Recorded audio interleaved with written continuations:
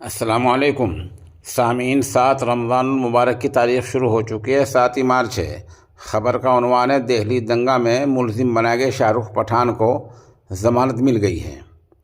بتا دیں دہلی کی کڑکڑڈوما عدالت نے سال 2020 کے جنوبی دہلی فساد معاملے میں ایک ملزم شاہ رخ پٹھان کو ضمانت دے دی ہے۔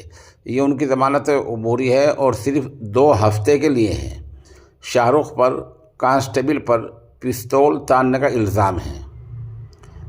بہرحال یہ جو انہیں ضمانت ملی ہے 20,000 روپے کے مچلکے، اور اسی تعداد میں ایک ضمانتی پیش کیا گیا ہے، اس کے بدلے ضمانت ملی ہے۔